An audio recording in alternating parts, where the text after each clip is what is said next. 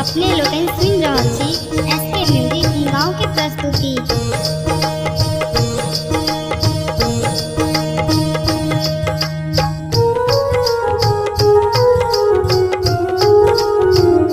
राजा जनक जी के बाग में अलबेला रघुवर आयो जी।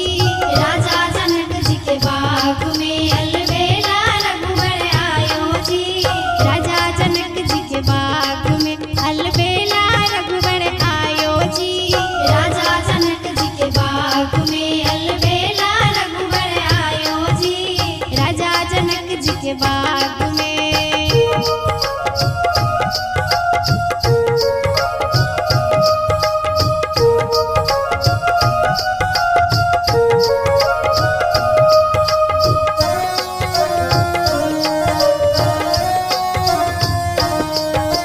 सोने के थाली में बिरिया लगावल बिरिया चावन आयो जी।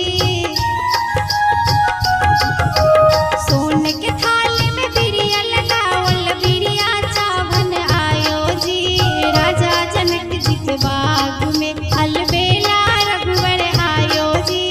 राजा जनक जी के बाग में अलबेला रघुवर आयो जी। राजा जनक जी के बाग में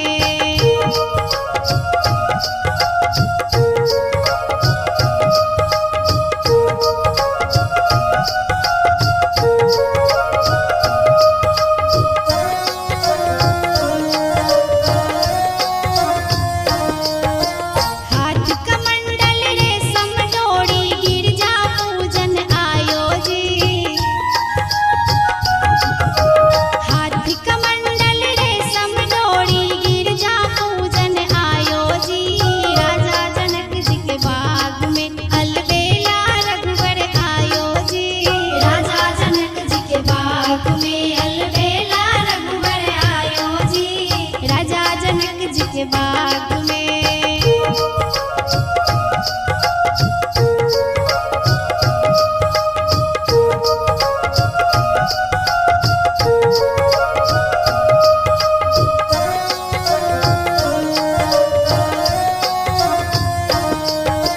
सोने के झाड़ी गंगा जल पानी पनिया पीवन आयो जी।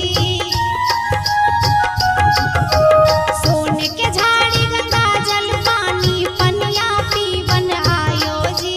राजा जनक जी के बाग में अलबेला रघुवर आयो जी। राजा जनक जी के बाग में अलबेला रघुवर आयो जी।